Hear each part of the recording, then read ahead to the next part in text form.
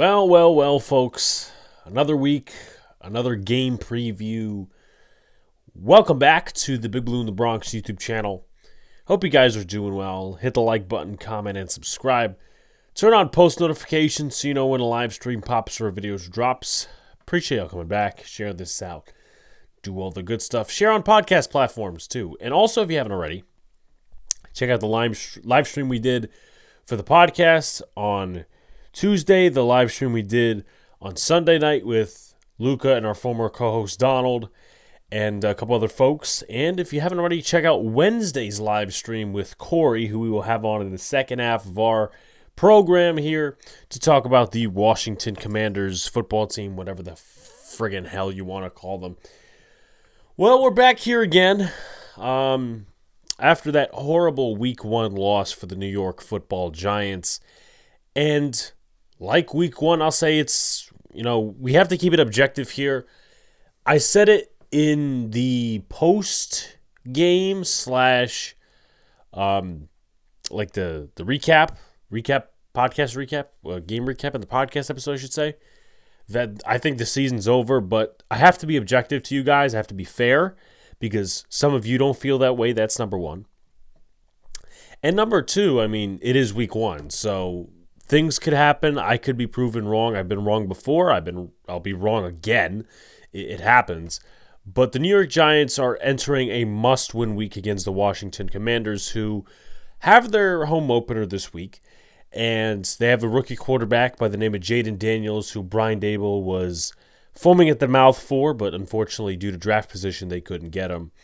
And this is not just a week for Daniel Jones. This is not just a week for the offense. This is a week for the entire team because we know over the last few years, right, that the New York Giants have pissed on the Commanders, right? Except for a tie and a loss in 21.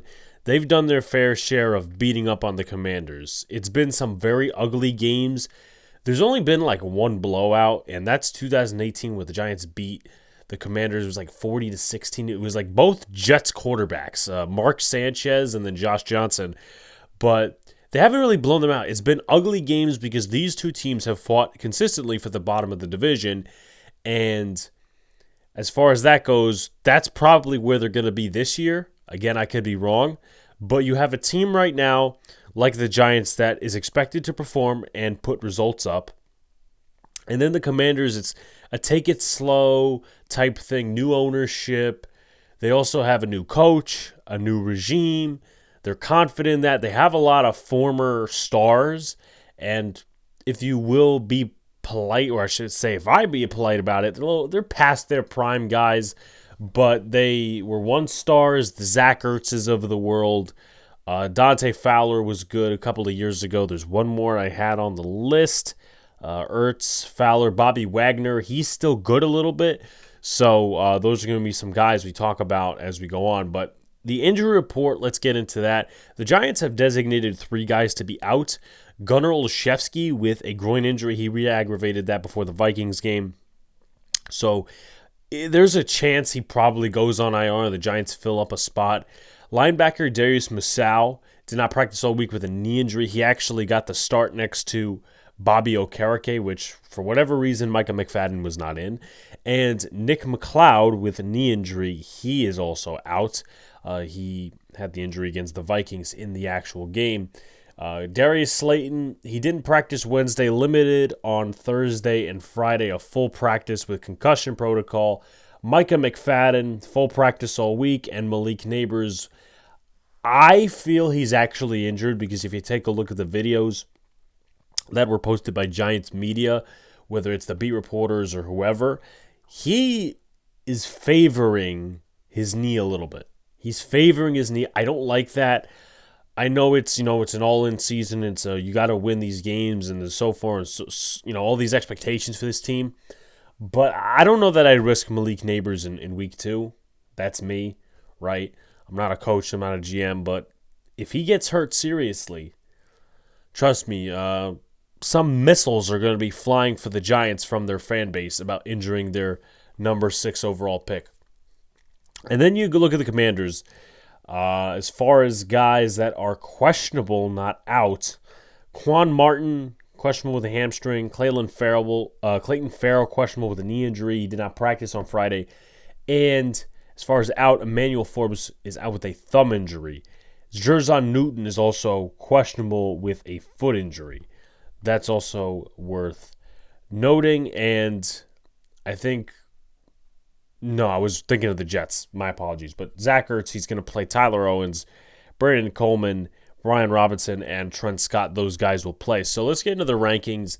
As far as team stats go, based on one game for the 2024 season, the Giants ranked 26th in total offense, 17th in passing offense, 27th in rushing offense, and 32nd in points. They only scored 6. Defense, 19th in total defense, 21st against the pass, 15th against the run, and 24th in points per game. In terms of analytics, it's flipped despite the lack of production on offense. And what I thought last week was, okay, they're trying to force it down Singletary's throat, and he's not that. They kind of flipped the script a little bit compared to the last 2 years. 2nd in pass percentage, 9th in pass percentage on first down, and 31st in run percentage and 22nd in run percentage on first down, which I don't think there's going to be a dramatic change in philosophy this week. And it shouldn't, because this is a secondary that did struggle against Baker Mayfield last week. Daniel Jones shouldn't make them look like the Ravens from 2000 or the Jets from recently. They shouldn't make, he shouldn't make them look like this great defense, right? So we go to the analytics on the defensive side. Not very good. 24th in blitz percentage, which really isn't a surprise.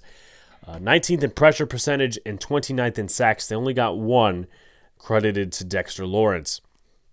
As far as the Commanders go, 17th in total offense, 19th in passing offense, 12th in rushing offense, and 20th in points per game. Defensively, 26th in total defense, 29th against the pass, 16th against the run, and 31st in points per game. Kind of like last year, at least if I remember the analytics correctly, they're more of a run-it type of team. 7th in run percentage and 7th in run percentage on first down. 26th in pass percentage and 30th in pass percentage on first down. But 4th in blitz percentage, 5th in pressure percentage, and 26th in sacks. It's going to be interesting, and I'll ask Corey in the second half what I think it's Joe Witt. Yeah, what Joe Witt's philosophy is going to be this year. And because, again, we only see one game of Joe Witt. He's a new defensive coordinator. Dan Quinn's also training alongside him. To where Shane Bowen, we know what we saw in Tennessee. He's not much of an aggressive defensive coordinator, so there's that. But let's go to things to look for, right? Daniel Jones taking advantage of a depleted secondary. We all know that Daniel Jones likes to have his, I would say, mark against Washington. He always likes to have his quota against Washington where he throws for a number of yards, or he just does really good. He's really efficient, too. I wouldn't say he was efficient fairly. I feel like in the last 2 games against Washington, it's been spotty. If I'm going back to 2022, because he had a fumble against, I don't know how many passing yards he threw for, but in the tie, he wasn't necessarily great. I mean, he had a fumble and a couple of questionable decisions. And then he didn't do much of anything in that Washington game against, it was against Washington, but it was at home, at the Washington home, and that's where Kayvon Thibodeau got his big strip sack touchdown. So I would say that Daniel Jones is going to take advantage of a depleted secondary.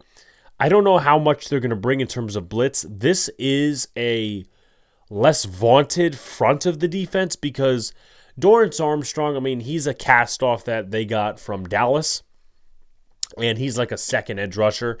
Clayton Farrell is a draft bust from the Raiders, but you do have Daron Payne and Jonathan Allen up front, so the interior is going to be tested. But if Daniel Jones gets that ball out quick, you could sort of move the ball against this defense, and I expect Daniel Jones to. This is not, he had a bad week last week or his confidence. No, this is a game he's got to get his confidence up. If we're being objective, if I'm not being negative or a pessimistic fan or this super optimist, no. This is game time. Daniel Jones needs to get his confidence up. Now, aggressive or passive from Joe Witt, I think there's going to be a crossover in terms of what happens. I think Some of it, in terms of the offensive production, is going to depend on Malik Neighbors' health. Now, I think Darius Slayton, if he does play, which it looks like he's going to, I think he does really well against Washington. Jalen Hyatt needs to get more involved. I don't understand this process of, he's the third, fourth receiver on some place. Well, you know what? You drafted the guy in the third round. You traded up for him, and he's not ready yet, which I don't know. I cannot find an answer for you guys on that one. But I'm going to be really interested to see, is it going to be aggressive? Is it going to be passive, right? Because if they're not getting home with the front four that they have, I definitely see Joe Witt blitzing and sending multiple guys like a Bobby Wagner or a Frankie Louvu. And I think Jones, the old Jones, could probably navigate through that. I don't think this version of Daniel Jones could take on a blitz. I don't think he can. And that's where the confidence is going to be shot, to where they may not have to send 4, 5, 6, 7, 8 guys. Jones is just going to be looking shot from the pocket. So the Giants need to be aggressive and therefore put Washington's defense in their place. Now, if you move to the defensive side of the ball for the New York Football Giants, I do expect Isaiah Simmons to be a spy. You can't really do that with Okereke. Jaden Daniels rushed for 88 yards last week. He got 2 touchdowns on the ground, 14 rushes. I don't know how many yards per carry is that. Do the math. We'll probably get it when we go to players to watch. But Simmons has the most speed in terms of keeping up with any quarterback that's like Jaden Daniels. Jaden Daniels hasn't necessarily found his groove as a passer yet. Now, I think he had, I want to say it was 188 yards against the Buccaneers. So, yeah, he's finding his groove slowly, but he hasn't really targeted the wide receivers, which Deonte Banks needs to have a good week against Terry McLaurin. He had sort of a good week against McLaurin last year before the Jets game, and McLaurin is looking to get back into the groove a little bit. Most of the catches were done by running backs. Eckler and Robinson were the main key cogs with Ertz behind him. Now, I think Ertz could definitely be a big part of the game plan because he is a safety valve, right? He's not the Zach Ertz that was destroying us between whatever time he was drafted in like 2018, 2019. That's not the Zach Ertz that we're going to see. I fucking hope not. But he is going to be the safety valve for Jaden Daniels, and especially Eckler, Robinson. They could do their fair share catching the ball, so I would, have a magnifying glass on that. But I think that the defensive plan for the Giants is probably not going to change. Now, I don't know if it's going to be man coverage, but I don't expect any blitzing. I don't expect, they're going to send 7 guys. It's probably going to be the same plan as last week, where they just send 4. This is a weaker O-line unit. Andrew Wiley is an average offensive tackle in this league. I don't know who the starter is. At least according to the depth chart, it is Brandon Coleman. And he is a rookie out of TCU. He had a decent Senior Bowl appearance. That's why I know his name. But he's a rookie. And if you're Kevon Thibodeau and Brian Burns, I don't care which side you play on, you're supposed to be dominating these guys. The interior, we'll see how that looks. They brought over Tyler Biadasz and Allegretti from the Cowboys and the Chiefs, with Cosmi getting a big payday as of a few days ago. Cosmi is probably their best player on the offensive line. So I think Lawrence could definitely fuck with Biadasz a little bit, but you need to have some other interior rush as well. I think Elijah Chapman or DJ Davidson. Davidson did well last week for whatever reason that is. I mean, that was not on my bingo card. Going to be completely honest. But if you're talking about a big game, somebody has to have other than Daniel Jones. It has to be on the defensive side of the ball. It has to be Brian Burns and Kevon Thibodeau. If they don't get their shit together this game, we're going to have a rough season. And we're already kind of in the slips for that. But if you can't beat a rookie and an average tackle, and you got Kayvon Thibodeau, who's a 5th overall pick, who always dominates against Washington. He's got 5.5 sacks against Washington in his career, and you have the other side where Brian Burns is getting paid almost $30 million to supposedly dominate the edges. Then we are in for a very, very long football season. So I'm just pointing that shit out. Now you look at players to watch going to read some box score stats, if you will, coming off of last week. Jaden Daniels, 184 passing yards, no passing touchdowns. He took 2 sacks, 70% completion, which is pretty good. In terms of yards per throw, 7.7. That's also pretty good. Now you look at the rushing game. He had 88 yards on the ground, total of 5.5 yards per carry, 2 touchdowns. Brian Robinson also had a touchdown. I think they had some missed kicks last week, so that's also worth noting. Austin Eckler was mainly a factor in the passing game more than the running game, which surprises me a little bit, but also it doesn't. I don't know how true this is. I'm also looking at the Commanders' roster as of right now. Tress Way is their only special teamer that can make kicks, and he's been there for a while. So let's see. Austin Seibert, I guess they just added him to the roster. Or, the Commanders, I guess, didn't update their little depth chart, but Austin Seibert is there, and he's very shaky. He's bounced around with a couple NFL teams. Just something to note on specials.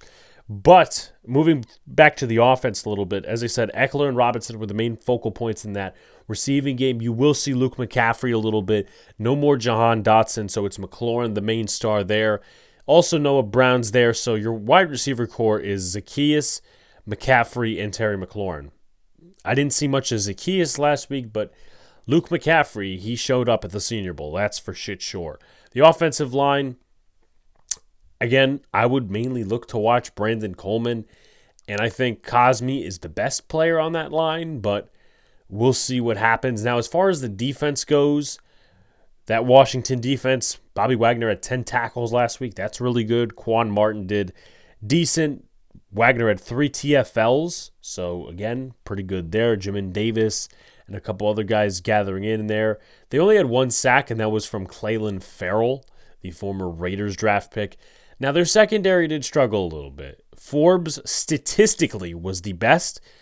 30 yards given up. 3 out of 3 quarterbacks were against him, and plus 100 passer rating. You move to the rookie Mike Sainristil, who I was a big fan of in the draft.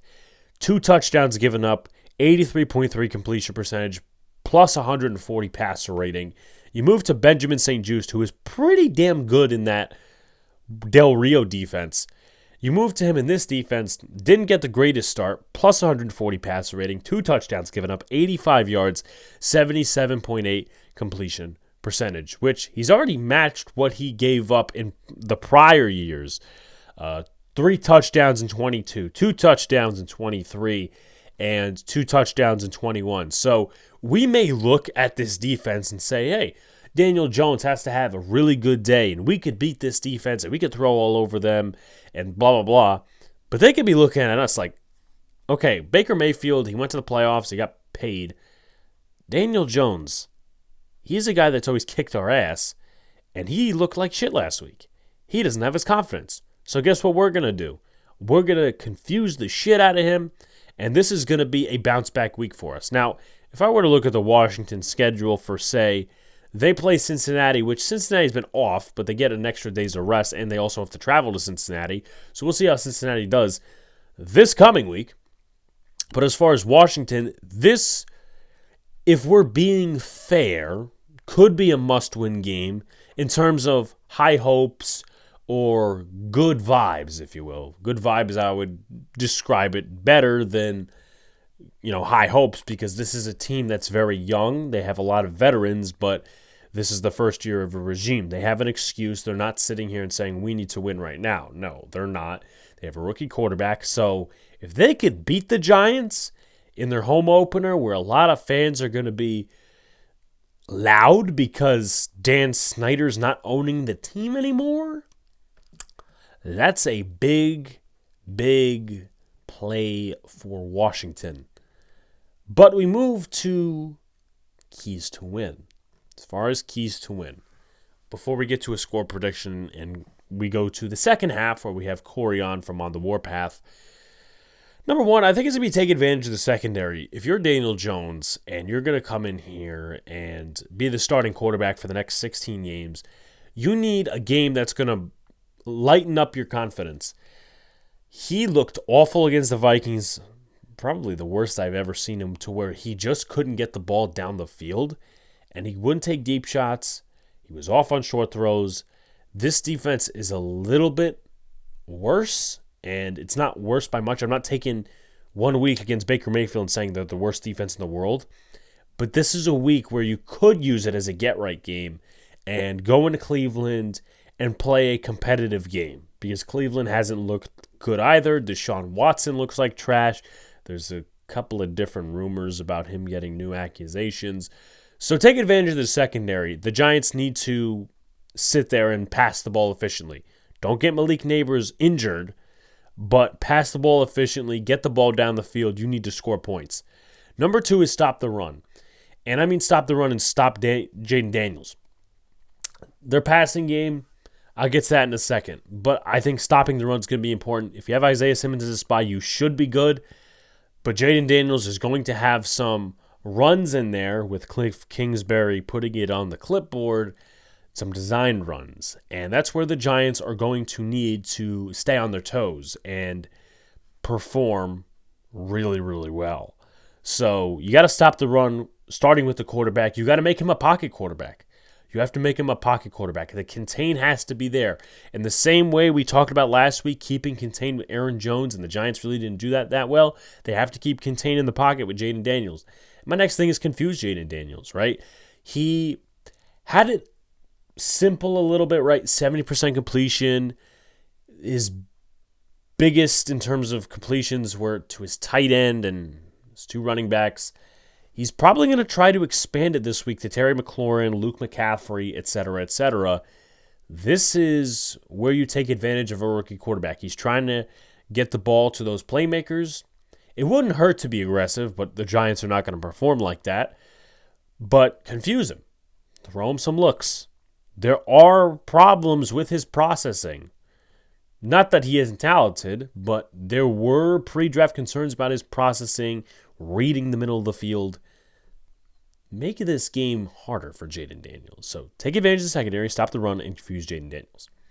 As far as the score prediction goes, I'm going to say the Giants pull this one out. And if they don't pull this one out, I'm not picking them again for a very long time, probably until the Panthers game. I'm going to go ahead and say the Giants win this game. It's going to be like a dirty game. Give me the Giants 19 and the Commanders 14. 19-14, the Giants win against the Commanders. But we're going to send it over to the discussion with Corey Sanchez of On the Warpath. All right, so now we are in the second half of our program, and I was with this gentleman on Wednesday talking Giants Commanders, and now we're back on my platform talking Giants Commanders. Corey, what's going on? And I guess we could start out with what are some positives and negatives from the Bucks loss that you guys saw last week? Well, Alex, glad to be back here with you. I think this is third year we've been doing this, so it's always a pleasure to be on here with you, brother. And the positives that we took away from that game is that um, hopefully this is as bad as this defense is going to get uh, in respect. And there is a glimmer of hope in Jaden Daniels as well. Of course, it shows you how bad I guess the rookie class was in week 1 because Jaden Daniels in a losing effort was the voted the rookie of the week.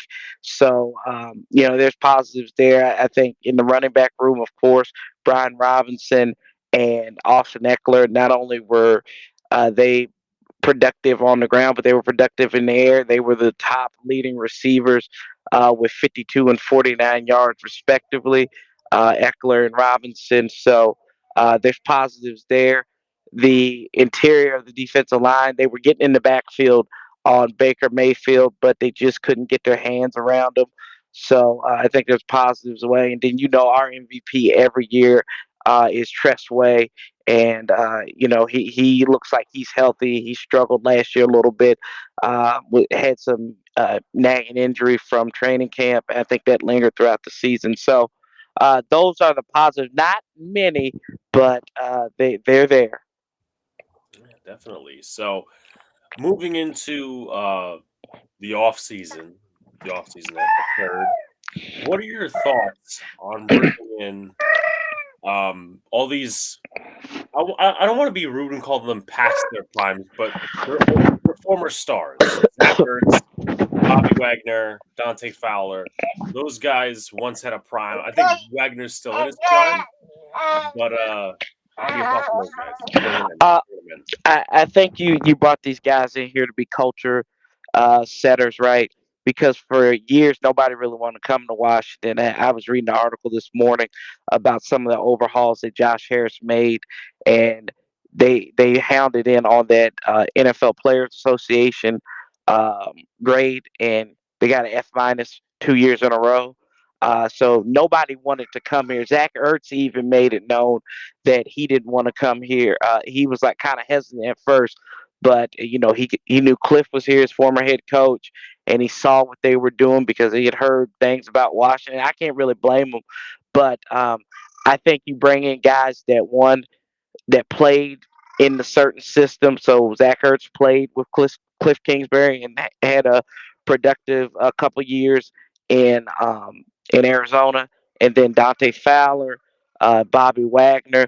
Fowler played with I think even in Atlanta he played under Dan Quinn, and then he was there in Dallas for a year or so.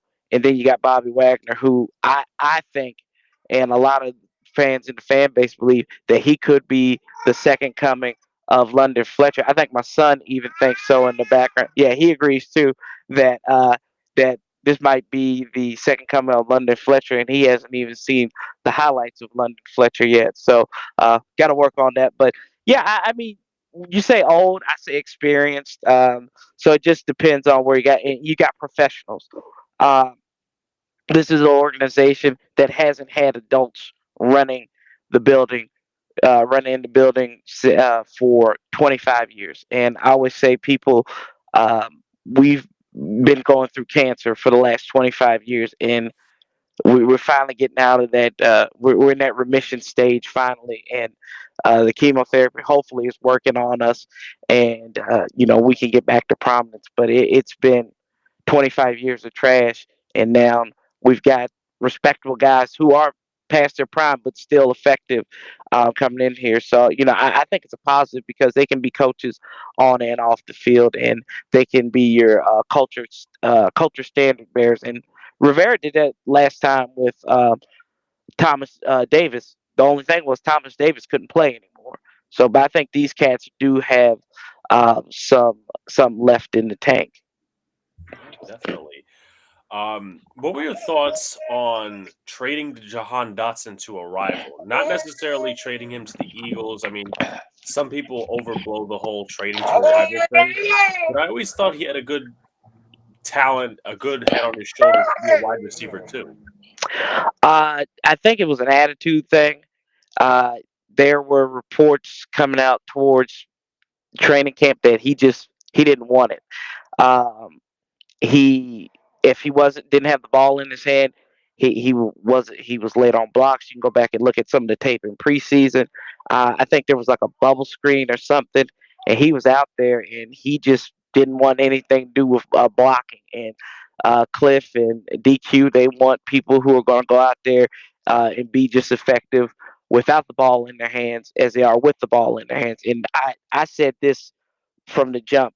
De'Ami Brown, who we drafted out of North Carolina back in 21, I told everybody, I said, if you had told me at the beginning of training camp that De'Ami Brown was still going to be here and Jahan Dotson was going to be gone, I said I would have called you a liar. But as stories came out, his attitude wasn't there, and you know what? You weren't going to get anything out of him because his fifth year option is coming up at the end of the season because you got to do it going into that fourth year. You've got to have that. So you trade to Philadelphia. You see what happens there. So he's fitting there with. He's got an attitude of a toddler. Nick Sirianni's got an attitude of a toddler. So maybe they can figure that out and work together. I really don't know, but this is the price of progress. A lot of people didn't like it. I'm not complaining about it because I believe in what Adam Peters, the vision that he has. The man's been with the Patriots. He's been with the Broncos. They've won Super Bowls. He's been with the 49ers. I despise Kyle Shanahan with everything in my being, but they know football there in San Francisco. So I'm thinking by osmosis and experience that Adam Peters knows what he's doing. And sometimes a visionary leader, uh, most visionary leaders aren't looking at just what's in front of them. They're looking uh, years in front of them to see what this can be. And I think this is uh, stripping it down to the studs because he wasn't happy with this roster. And there was a reporter in Washington, too, said that there were glimmers of the old regime seeping through. I I've had her on my show. I didn't ask her. I've been meaning to ask her this, but I said, was that referring to Jahan Dotson? So I mean, it is what it is. For him to go to the Pigeons, I really don't care. Uh, you know what? You can't be afraid of people in your backyard or your family business. Like y'all beating us. God, I don't even care. I'm not even gonna mention, but I know y'all will correct me on it. What is it? The last 5 out of 6 times because I do count that tie uh, as a non-loss. But hey, we can't be afraid of the decisions we make. We got to stand by him, and if he beats us, he beats us. I mean, we just got to figure out a way to stop him next time around. Definitely.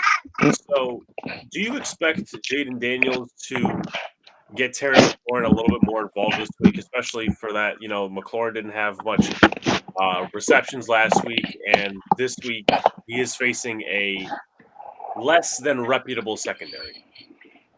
Oh, he's facing our secondary. I didn't know this. No, I expect him to get Terry McLaurin involved. I expect him to get Zach Ertz involved. I expect him to get um, the hodgepodge of receivers that we have more involved. I need him to um, look for his receivers because he left a lot. He left a lot of meat out on that bone, right? He's like if you go to a ring or a wing restaurant, right, and people don't know how to eat flats, right, and they just eat and leave the bones together. That's what he left. He was a flats eater last week, as he just left a lot of meat on the bone. He didn't want to rip it in half. He didn't want to twist it. He just saw what was there. He's like, you know what? I'm just gonna go and run with it. But in all seriousness, yeah, I expect Cliff Kingsbury more than anything to put an emphasis on getting the game plan correct and making sure that Jaden corrects what he missed last week out there in Tampa. So yeah, I'm expecting more. Uh, Hopefully we get a Terry McLaurin game from back in 2021 on a Thursday night at FedEx Field, now Northwest Stadium. A game that all over gave me nightmares. What are your expectations for the rookie Brandon Coleman?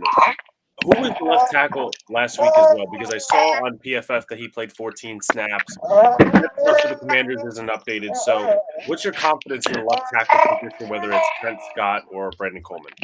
Well, it's Cornelius Lucas was playing at that left spot the majority of the time.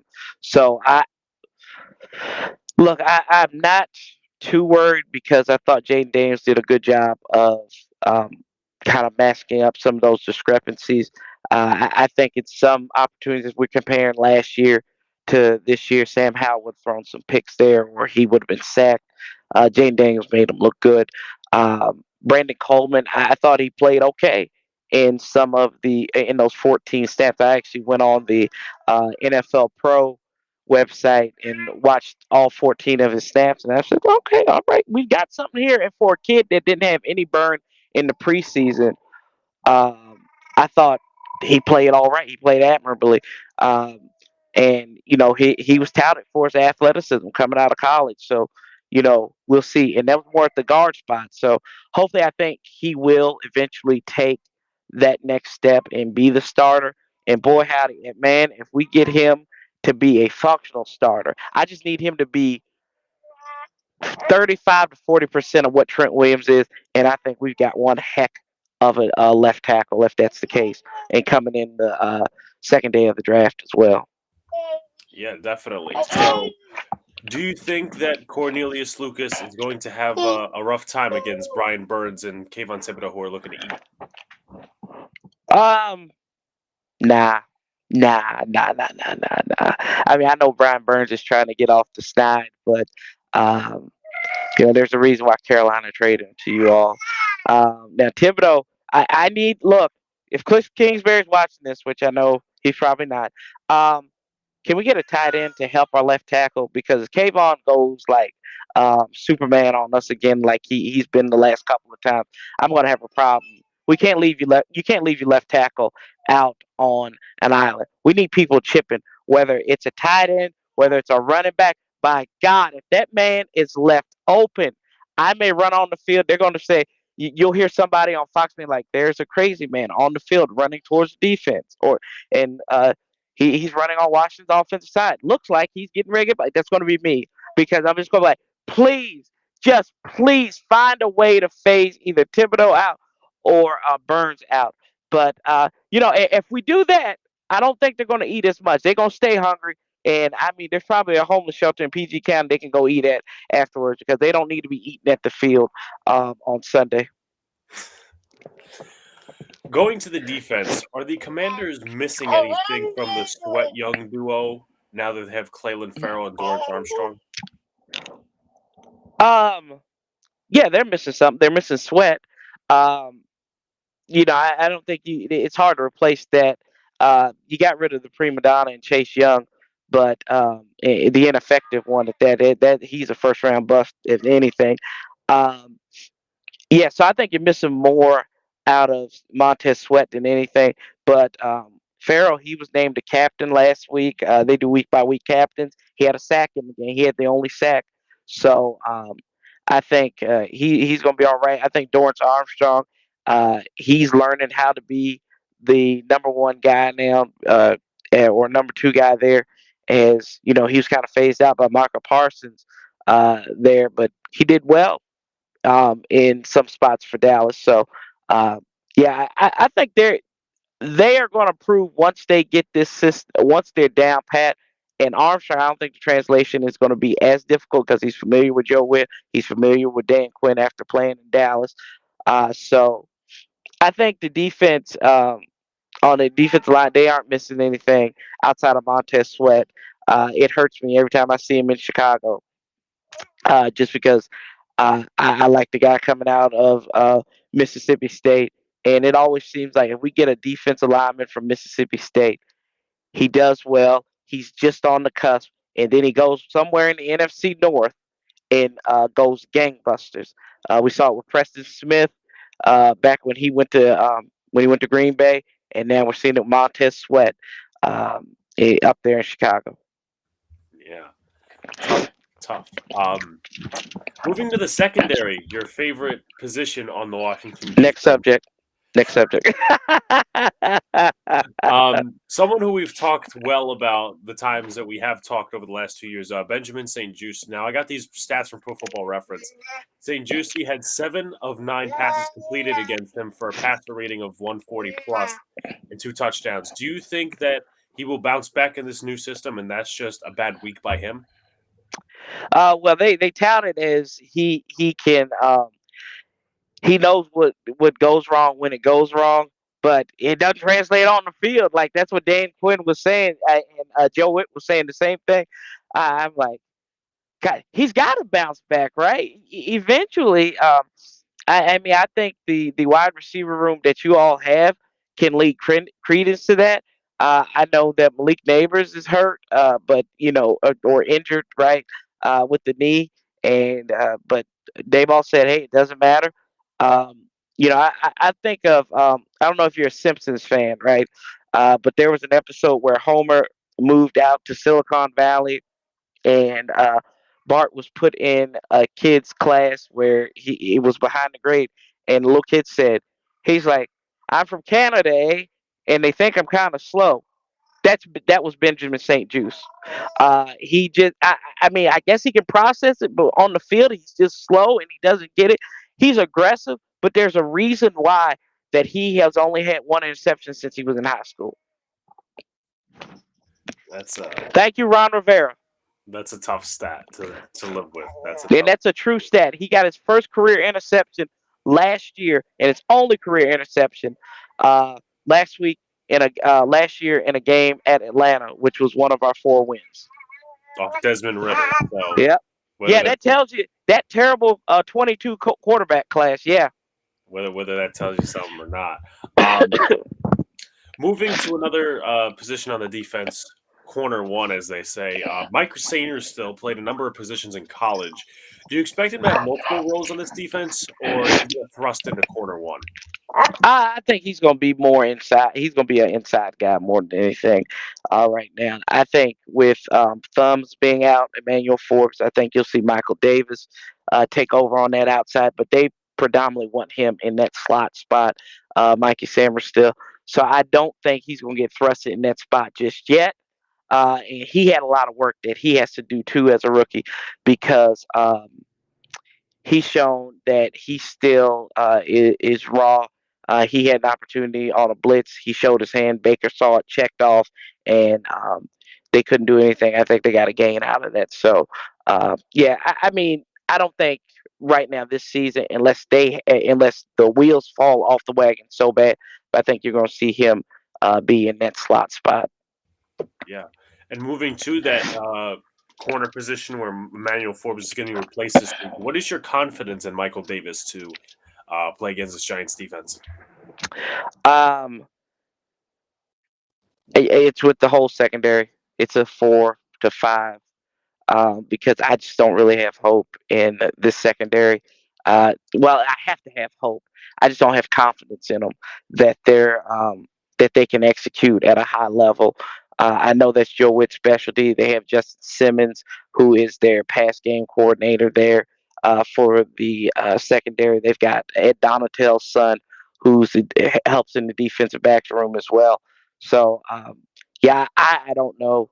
Um, if it's a high level or not, Alex, just because of what we've seen so far. And this was a secondary that struggled last year under the high school coach and everything, and Jack A. Del Rio too. So we'll see. But Michael Davis, I think he was okay in with the Chargers. So I just need him to be okay and functional. And if he's okay, I think we can have a good game with that secondary. Yeah, so moving further into game prep, two X factors, one on offense and one on defense for the Commanders. Your X factor on offense, obviously it's Jaden Daniels, but I'll give you because that's the easy way out. I think your X factor is Terry McLaurin because if you look at the last couple of games against the Giants, he's had key plays. I think he was the one who scored the only touchdown in that second game, in that first game against y'all. And I think he's had a touchdown in maybe like 3 of the last 4 or 5 games against you all. Of course, we remember 2021, like I mentioned, and he had like 11 targets, 9 receptions in a win at FedEx Field. So I'd say Terry McLaurin is going to be an X factor right there because if you can get him going, he's going to be hard to stop. So on offense, I'll give it to him. On defense, um,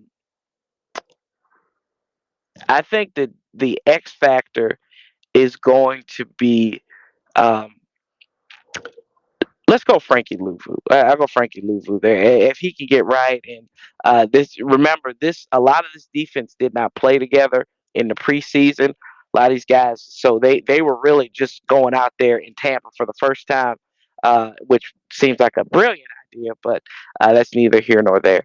So I'll go with Frankie Louvu, linebacker spot, because I think he's athletic enough, and hopefully, they send him as a spy on Daniel Jones on those running opportunities because we know he becomes Vanilla Vic when he plays us. Yeah, he always seems to turn it on for whatever reason that is. So you're looking at the Giants side, two X factors, one on offense, one on defense that you would game plan against.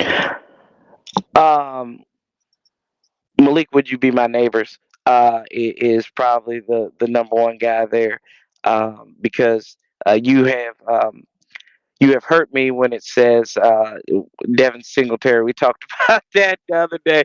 Yeah, if Malik Neighbors gets going, because it always seems like a rookie wide receiver has a good day against us. Mike Evans started out his rookie career with a 209-yard game against us, and that's still his highest to date. Um, Also, on defense, I think it's going to be Dexter Lawrence, because if y'all can get that push up the middle uh, against Tyler Biotish, and that interior line and Sam Cosmi, I think that's a tough fight. And if you can get through them, it's going to be a rough day for Jaden Daniels. Yeah, definitely. And then finally, where can people find you and what you do? You can find me right there, as Alex got me told up, at Sanchez 405 on all social medias. You can find me on the Warpath. So if y'all have to do a victory lap on Monday, which you probably won't, we hope and I pray, you can come on there and hound me. I do a session that I like to call the Monday After Pill on the Warpath. So we just talk about. It's okay to laugh at that. I saw that smirk. um, and we have a therapy session, whether it's good, whether it's bad, and we even take trolls, so that's fine. You can send your New York buddies over there, and they can come and troll me because you know what, we deserve it after whatever we put out on the field. Uh, and last year it was rough with 13 losses, so you can find me on the Warpath here on YouTube and everything. So we take everybody, we accept everybody, even Cowboy fans. We accept them.